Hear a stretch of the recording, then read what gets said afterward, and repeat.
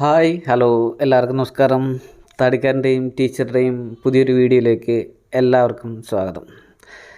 കുറച്ച് നാളായി നമ്മളൊരു പെയിൻറ്റിങ് വീഡിയോ ഒക്കെ ഇട്ടിട്ട് വീണ്ടും ഒരു വാട്ടർ കളർ പെയിൻറ്റിങ്ങുമായിട്ടാണ് വന്നിരിക്കുന്നത്. പെട്ടെന്ന് അങ്ങ് ടൈം ലാപ്സ് പോലെ ആദ്യം കളർ വാഷ് ചെയ്യുന്നതും കളഞ്ഞ് അത് പ്രത്യേകിച്ച് കാണാനൊന്നുമില്ല. അതുകൊണ്ട് ആദ്യത്തെ ഒരു കോട്ട് വാഷ് ചെയ്യുന്നത് കുറച്ചുകൂടെ സ്പീഡാക്കിയെന്നത്. കാരണം പൊതുവെ ആർക്കും ഒരു ക്ഷമയില്ല എന്നതാണ്. ഒരു ചിത്രകാരന് വേണ്ടുന്ന ഏറ്റവും വലിയ ക്വാളിറ്റി എന്താണെന്ന് ചോദിച്ചു കഴിഞ്ഞാൽ പൊതുവെ എല്ലാവരും ആദ്യം വരുന്നത് ഒരു താല്പര്യമാണ്. ഒരു ചിത്രകാരനാവാൻ ആദ്യം വേണ്ടതെന്ന് പറയും. പക്ഷേ താല്പര്യം മാത്രം പോരാ, കൂട്ടത്തിൽ നല്ല ക്ഷമയും വേണം.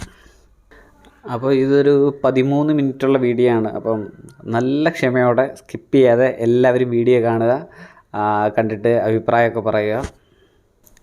ഞാൻ വീഡിയോയിൽ കളർ എടുക്കുന്ന പാലറ്റും കൂടെ എല്ലാവർക്കും കാണത്തക്ക രീതിയിലാണ് വെച്ചേക്കുന്നത്. എങ്ങനെയാണ് എന്ത് കളറാണ് മിക്സ് ചെയ്യുന്നത് എന്നൊക്കെ പെട്ടെന്ന് എടുത്ത് പോകുന്നുണ്ട്.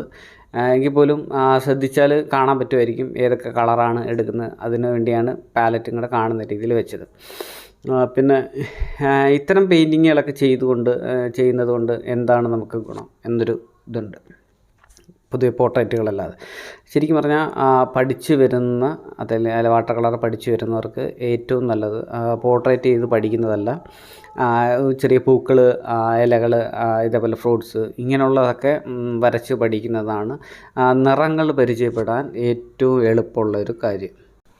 നിറങ്ങൾ പരിചയപ്പെടുക എന്നത് നമ്മളൊരു ചിത്രം കണ്ടു കഴിഞ്ഞ് കഴിഞ്ഞാൽ, അല്ലെങ്കിൽ ഒരു ചിത്രത്തിൻ്റെ ഒരു പ്രത്യേക ഭാഗത്തെ ഒരു ടോണ് കണ്ടു കഴിഞ്ഞാൽ അത് ഏതൊക്കെ നിറങ്ങൾ ചേർന്നാണ്, ചിലപ്പോൾ ഒരു കളറാവും, 2, 3, 4 കളറുകൾ ചേർന്നായിരിക്കും. അത്തരം ഒരു ടോണ് ഏതാണെന്ന് നമുക്ക് അറിയാനുള്ള ഒരു പരിശീലനം എന്നാണ് പറയുന്നത്. നിറങ്ങൾ പരിചയപ്പെടുക എന്ന് വെച്ചാൽ എല്ലാ നിറങ്ങളും മനസ്സിലാക്കിയെടുക്കുക എന്നാണ്. ഇത് എല്ലാ നിറങ്ങളും നമുക്ക് മനസ്സിലാക്കാൻ പറ്റുമെന്ന് വെച്ച് കഴിഞ്ഞാൽ ഇല്ല എന്ന് തന്നെയാണ്. കാരണം എല്ലാം പഠിക്കുക എന്നത് എന്താണ് ഇമ്പോസിബിളായിട്ടുള്ള കാര്യമാണ്. കാരണം പ്രപഞ്ചത്തിൽ എത്ര നിറങ്ങൾ ഉണ്ടെന്ന് നമ്മളടുത്ത് ചോദിച്ചു കഴിഞ്ഞാൽ നമുക്ക് എണ്ണം എടുക്കാൻ പറ്റില്ല, അത്രത്തോളം നിറങ്ങളാണ്. കാരണം 2, 3 നിറങ്ങളും കൂടി ചേർന്ന് ഇങ്ങനെ വിവിധ നിറങ്ങളിങ്ങനെ ഉണ്ടായിക്കൊണ്ടേയിരിക്കും. വാട്ടർ കളറിലാണെങ്കിൽ ഓരോ തുള്ളിയോ അല്ലെങ്കിൽ ഒരു ഡോട്ടോ വെള്ളം ഇങ്ങനെ ചേരും തോറും ഓരോ നിറങ്ങളുടെ ടോണുകൾ ഇങ്ങനെ വ്യത്യാസം വന്നുകൊണ്ടേയിരിക്കും. അപ്പോൾ അത്രത്തോളം നിറങ്ങളുണ്ട്. എങ്കിലും നമുക്ക് ഏകദേശം തോന്നുന്ന നിറങ്ങൾ, അതായത് ഒരു പിക്ചർ കണ്ടു കഴിഞ്ഞാൽ അത് ഇന്ന ടോണാണ് എന്ന് മനസ്സിലാക്കി എടുക്കാനുള്ള ഒരു ശ്രമമാണ് ശരിക്കും നിറങ്ങൾ പരിചയപ്പെടുക എന്ന് ഞാൻ പറഞ്ഞതിൻ്റെ ഒരു ഉദ്ദേശം. അതെങ്ങനെ നമുക്ക് സാധിക്കുമെന്ന് ചോദിച്ചു കഴിഞ്ഞാൽ ഇത് തന്നെയാണ്, നിരന്തരമായ പരിശീലനം കൊണ്ട് മാത്രമാണ് നമുക്കത് കിട്ടുന്നത്. ഈ ഇടയ്ക്ക് ഒരാൾ ചോദിച്ചായിരുന്നു, വീഡിയോ കണ്ടു കഴിഞ്ഞാൽ വരയ്ക്കാൻ പഠിക്കാൻ പറ്റുമോ എന്നിങ്ങനെ. വീഡിയോ കണ്ടു കഴിഞ്ഞാൽ വരയ്ക്കാൻ പഠിക്കാൻ ഒരിക്കലും പറ്റില്ല, അത് ചെയ്ത് നോക്കി തന്നെ പഠിക്കാൻ പറ്റും. ഈ വീഡിയോ കാണുമ്പോൾ നമുക്ക് ഇങ്ങനെയൊക്കെയാണ് എന്ന് നമുക്കൊരു തോന്നൽ കിട്ടും, അല്ലെങ്കിൽ ചെറിയൊരു ഐഡിയ കിട്ടും, അത്രയേ ഉള്ളൂ. അത് കഴിഞ്ഞിട്ട് നമ്മൾ ഇതുപോലെ ഒന്ന് ചെയ്ത് നോക്കിയാണ് നമ്മൾ പഠിക്കുന്നത്. ഓരോരുത്തരും നമ്മൾ പെയിൻറ്റിങ് തന്നെ ചെയ്യണം. ചെയ്താൽ മാത്രമേ പഠിക്കാൻ പറ്റൂ, ചെയ്താൽ മാത്രമേ നിറങ്ങൾ ഓരോന്നും പരിചയപ്പെടാൻ പറ്റൂ. അതുമൂലം ഓരോരോ പുതിയ ചിത്രങ്ങൾ നമുക്ക് വരയ്ക്കാൻ പറ്റും. നമ്മളൊരു പെയിൻറ്റിങ് ചെയ്യുമ്പം എല്ലാ നിറങ്ങളും ഉപയോഗിക്കുക എന്നതൊരു ഘടകമാണ്. കാരണം ഒരു ബ്രൗൺ കളർ എടുക്കാനായിട്ട്, ഒരു ബ്രൗൺസിനെ നേരിട്ടൊരു കളർ എടുക്കുന്നതിന് പകരം ആദ്യം ഞാനൊരു ഉദാഹരണമായിട്ട് സൂചിപ്പിച്ചാണ്, പച്ചയും ചുവപ്പും ഒക്കെ ചേർത്ത്, ബ്ലൂ ഒക്കെ ചേർത്ത് ഒരു ഡാർക്ക് കളർ, അങ്ങനെ അതിൻ്റെ വേരിയേഷനായിട്ട് പിന്നെ എന്താണ് യെല്ലോ ഓക്കറൊക്കെ ചേർത്ത് ലൈറ്റ് കളറുകൾ, അങ്ങനെ നമ്മൾ പല നിറങ്ങളെടുത്ത് തന്നെയാണ് വരയ്ക്കേണ്ടത്. പുതിയ നിറങ്ങൾ ഉണ്ടാക്കി തന്നെയാണ് വരച്ച് പഠിക്കേണ്ടത്. അങ്ങനെയാണെങ്കിലേ നമുക്ക് കൂടുതൽ നിറങ്ങൾ അറിയാൻ പറ്റൂ. ഈ ബ്രഷുകൾ എടുക്കുന്നതിനെക്കുറിച്ച് ആരോടേക്കെന്ന് ചോദിച്ചായിരുന്നു. ബ്രഷുകൾ അത് നമുക്ക് കൺട്രോൾ കിട്ടുന്ന ബ്രഷുകൾ എടുക്കുന്നതായിരിക്കും നല്ലത്. വലിയ ബ്രഷ് കൊണ്ട് വാഷ് ചെയ്യാനായിട്ടും ഒക്കെ എടുക്കുമ്പോൾ പോലും ചിലപ്പം തൊട്ടടുത്ത ഷാർപ്പായിട്ട് അരിവുകളൊക്കെ കിട്ടാൻ ആ സമയത്ത് ചെറിയ ബ്രഷുകൾ വീണ്ടും എടുക്കാം. അത് ഓരോരുത്തരുടെയും കഴിവിനനുസരിച്ച് നമ്മൾ സ്വയം എടുക്കേണ്ടതാണ്. അതായത് ചെറിയ ബ്രഷ് കൊണ്ട് നമ്മൾ വരയ്ക്കുമ്പോൾ നമുക്ക് കൂടുതൽ കൺട്രോൾ ഉണ്ടാവും. കാരണം കുറച്ച് ഏരിയയിൽ മാത്രമേ കളർ ഇടാവൂ. അപ്പോൾ ലൈറ്റൊന്നും അധികം നഷ്ടപ്പെടുത്താതെ ഒക്കെ വരയ്ക്കാൻ പറ്റുന്നൊരു കൺട്രോൾ നമുക്ക് കിട്ടും. അതൊരു ഗുണമാണ്. കുറച്ചുകൂടെ നമുക്ക് എക്സ്പീരിയൻസ് ഒക്കെ ആയി കഴിയുമ്പം നമുക്ക് ഏത് ബ്രഷ് എടുത്താലും നമുക്ക് കൺട്രോൾ കിട്ടും എന്ന രീതിയിലാണ്. വാട്ടർ കളറിൽ പൊതുവെ വൈറ്റ് നഷ്ടപ്പെടാതെ വരയ്ക്കുക എന്നതാണ് പ്രാധാന്യം എന്ന് പറയുന്നത്. അപ്പം വലിയ ബ്രഷിനൊക്കെ പെട്ടെന്ന് നമ്മളിങ്ങനെ അടിച്ചു കഴിഞ്ഞ് കഴിഞ്ഞാൽ ചിലപ്പോൾ നമുക്ക് ലൈറ്റൊക്കെ പൂർണ്ണമായിട്ടും നഷ്ടപ്പെടും.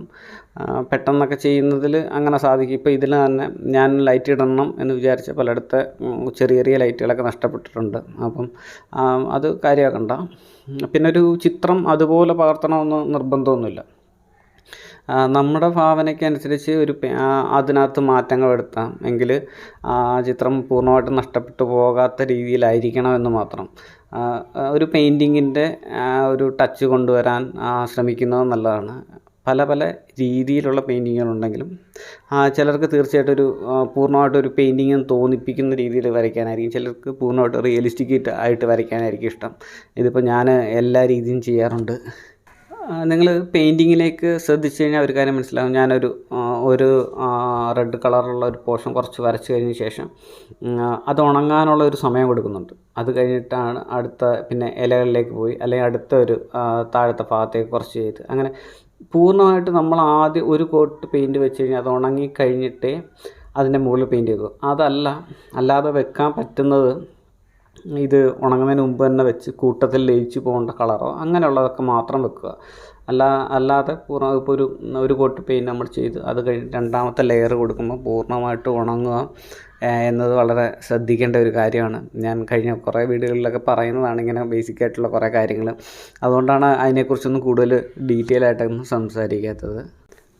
ഓരോ തവണ കളർ വാഷ് ചെയ്ത് കളറിൻ്റെ അളവ് കൂട്ടി, അതായത് ടോൺ ഇങ്ങനെ കൂട്ടി കൊണ്ടുവരുന്ന ഒരു രീതി തന്നെയാണ് നമ്മൾ ചെയ്യുന്നത്.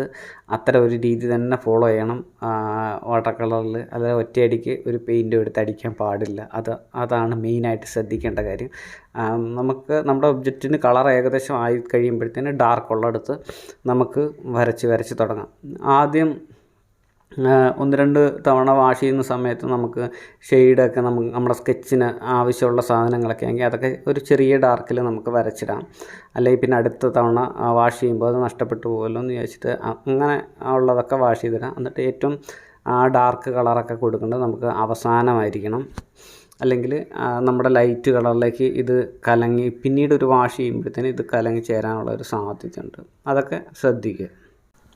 ഒരു പെയിൻറ്റിങ് ചെയ്യുന്നതിനിടയ്ക്ക് നിങ്ങൾക്ക് നിറങ്ങളെക്കുറിച്ചോ ഷെയ്ഡുകളെക്കുറിച്ചോ അതെങ്ങനെ എവിടെ വന്നു എന്ന് തുടങ്ങിയ കുറേ സംശയങ്ങൾ ഉണ്ടായിക്കഴിഞ്ഞ് കഴിഞ്ഞാൽ അതിനർത്ഥം ഇത്രയേ ഉള്ളൂ, നിങ്ങൾ പെയിൻറ്റിങ് പഠിച്ചു തുടങ്ങിയെന്ന്. പഠിക്കുന്ന ഒരാൾക്ക് മാത്രമേ സംശയങ്ങൾ ഉണ്ടാകാറുള്ളൂ. അപ്പം ഞാനിത് പറഞ്ഞതിൻ്റെ കാര്യം, സംശയങ്ങൾ എന്തെങ്കിലുമൊക്കെ ചോദിക്കുന്നതിൽ ഒരു തെറ്റുമില്ല, അതൊരു പാപമൊന്നുമല്ല. ആർക്കും എന്ത് സംശയം വേണമെങ്കിൽ ചോദിക്കാം. അറിയുന്ന കാര്യങ്ങളെങ്കിൽ ഞാൻ എല്ലാവർക്കും പറഞ്ഞു തരുന്നതായിരിക്കും. എനിക്ക് അറിയാത്ത ഒരുപാട് കാര്യങ്ങളുണ്ടാവാം, അതല്ല എനിക്കറിയുന്ന ഇതിനെക്കുറിച്ചൊക്കെ ആണെങ്കിൽ തീർച്ചയായിട്ടും എല്ലാവർക്കും സംശയങ്ങളൊക്കെ കമൻറ്റിലൂടെയൊക്കെ ചോദിക്കാൻ പറ്റും. നിങ്ങൾ പെയിൻറ്റിങ്ങിന് വേണ്ടി ഒരു വാട്ടർ കളർ പെയിൻറ്റിങ്ങിന് വേണ്ടി സെലക്ട് ചെയ്യുന്ന പിക്ചറിന് വലിയ പ്രാധാന്യമുണ്ട്. അതായത് നമ്മൾ വാട്ടർ കളർ വരയ്ക്കാൻ വേണ്ടി തിരഞ്ഞെടുക്കുകയാണ് ഒരു പിക്ചർ. അപ്പോൾ അതിൻ്റെ പെയിൻറ്റിങ് സാധ്യത എത്രത്തോളം ഉണ്ടെന്ന് മുൻകൂട്ടി നമ്മൾ മനസ്സിലാക്കേണ്ടതായിട്ടുണ്ട്. ഉദാഹരണത്തിന് ഒരുപാട് ലൈറ്റുകളും ഷെയ്ഡുകളും ഒക്കെ ഉള്ള ചിത്രങ്ങളൊക്കെ സെലക്ട് ചെയ്ത് കഴിഞ്ഞാൽ നിഴലുകളൊക്കെ വീഴുന്നുള്ള ചിത്രങ്ങളൊക്കെ സെലക്ട് ചെയ്താൽ കുറച്ചുകൂടി നല്ലതായിരിക്കും. അതിനൊരു നല്ല റിസൾട്ട് നമുക്ക് കിട്ടുമെന്ന് നമുക്ക് കിട്ടാം. അങ്ങനെയുള്ള ചിത്രങ്ങളൊക്കെ വരച്ച് കഴിഞ്ഞാൽ നല്ല റിസൾട്ട് കിട്ടും.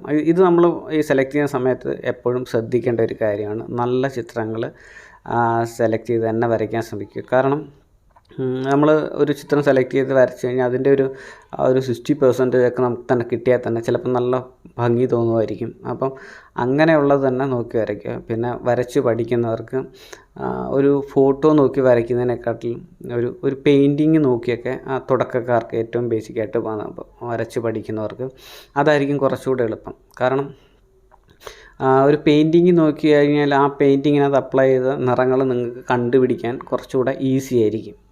ആ നിറം തന്നെ എടുത്ത് നിങ്ങൾ വരച്ച് പഠിക്കും. പിന്നീട് പതുക്കെ അത് എവിടെയായാലും നിങ്ങൾക്ക് ആ നിറം മനസ്സിലായി തുടങ്ങും. അതൊരു ഫോട്ടോയിൽ നോക്കിയാലും അതേ നിറം തന്നെ മനസ്സിലാക്കാൻ എളുപ്പം പറ്റും.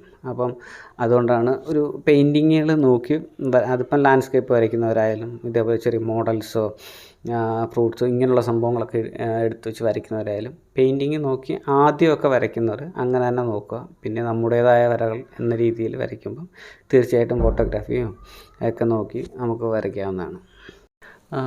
ഈ ചിത്രത്തിൽ ഇലകൾക്കൊന്നും അങ്ങനെ വലിയ പ്രാധാന്യമില്ല.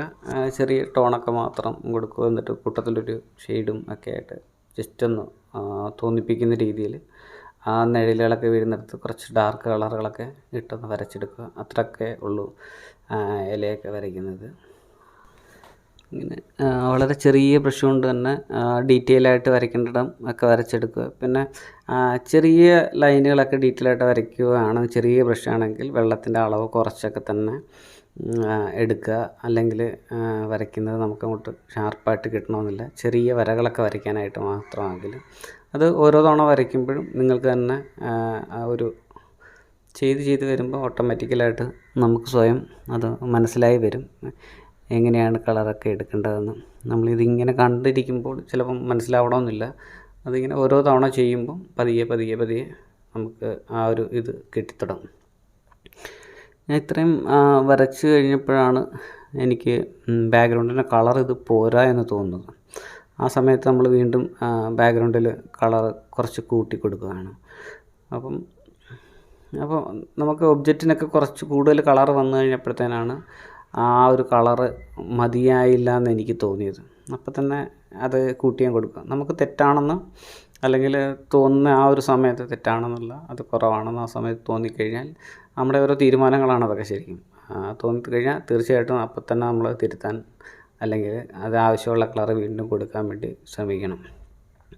അങ്ങനെ തന്നെ പഠിക്കുകയുള്ളൂ. പിന്നെ കളർ എടുക്കാൻ ആരും ഇങ്ങനെ പേടിച്ച് കളർ എടുത്തിരിക്കരുത്. വാട്ടർ കളർ ചെയ്യാൻ തെറ്റുമോ എന്നുള്ള പേടിയൊന്നും ഒരിക്കലും പാടില്ല. ധൈര്യമായിട്ട് അങ്ങ് കളറൊക്കെ എടുത്തങ്ങ് വാഷ് ചെയ്യണം. എന്ത് തന്നെ സംഭവിച്ചാൽ ഒന്നും സംഭവിക്കാനില്ല. ഒരു തവണ തെറ്റിക്കഴിഞ്ഞാൽ വീണ്ടും അടുത്ത് തന്നെ വരച്ച് നോക്കണം. അങ്ങനെ പലവട്ടം വരച്ച് നമുക്ക് നമ്മൾ ഉദ്ദേശിക്കുന്ന രീതിയിലേക്ക് പതുക്കെ അങ്ങ് എത്തിച്ചേരും. അങ്ങനെ തന്നെയാണ് എല്ലാ പെയിൻറ്റിങ്ങിനും എല്ലാവരും വരയ്ക്കുന്നത് അങ്ങനെ തന്നെയാണ്. നമ്മൾ ആദ്യം വരയ്ക്കുമ്പോൾ ശരിയാവണമെന്നില്ല. പിന്നെ ശ്രമിച്ചുകൊണ്ടേയിരിക്കുക. പലവട്ടം ശ്രമിക്കുമ്പം തീർച്ചയായിട്ടും ഒരു നല്ല റിസൾട്ട് എല്ലാവർക്കും കിട്ടും. അതാണ് ഞാൻ വീണ്ടും പറയുന്നത്, നിങ്ങൾ വരച്ച് തന്നെ പഠിക്കണമെന്ന്. നമ്മുടെ പെയിൻറ്റിങ് ഏകദേശം പൂർത്തിയായിട്ടുണ്ട്. ഞാനൊരു ഫൈനൽ ടച്ചിനൊരു വൈറ്റൊക്കെ എൻ്റെ നഷ്ടപ്പെട്ടു പോയ ചില ഹൈലൈറ്റുകളൊക്കെ ഉണ്ടെങ്കിലും കുറച്ചുകൂടെ കൊടുത്താൽ നല്ല ഭംഗി കിട്ടുമെന്ന് വിചാരിച്ചിട്ടാണ് ഒരു ഹൈലൈറ്റുകളൊക്കെ വരയ്ക്കുന്നത്. ആ വാട്ടർ കളറിൽ ഇങ്ങനെ വൈറ്റ് വെക്കരുത് എന്നാണ് പൂർണ്ണമായിട്ട് പറയുന്നത്. ഞാൻ പല വീഡിയോയിലും ഞാൻ അക്കാര്യം പറഞ്ഞിട്ടുണ്ട്, സൂചിപ്പിച്ചിട്ടുണ്ട്. പക്ഷെ ഞാൻ ചിത്രത്തിൻ്റെ ഭംഗിയാണ് ഏറ്റവും പ്രാധാന്യം കൊടുക്കുന്നത്. അതുകൊണ്ട് തന്നെ ഞാൻ നഷ്ടപ്പെട്ട ആ ലൈറ്റും കൂടെയൊക്കെ വേണമെന്ന് എനിക്ക് തോന്നിയതുകൊണ്ടാണ് ഞാനിത് ആവശ്യമുള്ള അടുത്തൊക്കെ ചെറിയ ലൈറ്റുകളൊക്കെ കൊടുക്കുന്നത്. അങ്ങനെ തന്നെ നമ്മൾ മെയിനായിട്ട് നോക്കേണ്ടത് ചിത്രത്തിൻ്റെ ഭംഗിയാണ്. അവിടെ നിയമങ്ങൾക്കൊന്നും വലിയ പ്രാധാന്യമില്ല. നമ്മൾ വരയ്ക്കുന്ന ചിത്രം നമ്മുടെ നിയമങ്ങൾ എന്നൊക്കെ പറയത്തില്ലേ. പക്ഷെ നിങ്ങൾ വൈറ്റ് അങ്ങനെ എന്തെങ്കിലുമൊക്കെ വെക്കുകയാണെങ്കിൽ ഏറ്റവും ഫൈനലി വെക്കാവും. കാരണം പിന്നീട് ഒരു കളർ എടുത്ത് വാഷ് ചെയ്യേണ്ടി വന്നു കഴിഞ്ഞാൽ അതുമായിട്ടൊക്കെ കലങ്ങി മിക്സ് ചെയ്ത് നാശമായി പോകും. അങ്ങനെ ഒരിക്കലും ചെയ്യരുത്. അപ്പം ഒരു ഫൈനൽ നമ്മുടെ പെയിൻറ്റിങ്ങിൻ്റെ ഏകദേശമൊക്കെ ആയിട്ടുണ്ട്. ഒരു അവസാന ടച്ചിങ്ങൊക്കെ ആയി കഴിയുമ്പോഴത്തേന് ഏകദേശം പൂർത്തിയായെന്ന് തോന്നുന്നു. വീഡിയോ ഇതുവരെ കാണാൻ ക്ഷമ കാണിച്ച എല്ലാവരും ഇഷ്ടപ്പെട്ടെങ്കിൽ വീഡിയോ ഒന്ന് ലൈക്കൊക്കെ ചെയ്യണം. എന്നിട്ട് ഒന്ന് ഷെയറൊക്കെ ചെയ്യുക, സപ്പോർട്ട് ചെയ്യുക. അപ്പം അടുത്ത വീഡിയോയിൽ വീണ്ടും കാണാം. ഇതാണ് നമ്മുടെ ഫൈനൽ റിസൾട്ട്. അപ്പം ചാനൽ ഇനിയും സബ്സ്ക്രൈബ് ചെയ്യാത്ത ആരെങ്കിലും ഉണ്ടെങ്കിൽ ഒന്ന് സബ്സ്ക്രൈബ് ചെയ്തേരെ. അപ്പം കാണാം. നന്ദി, നല്ല നമസ്കാരം.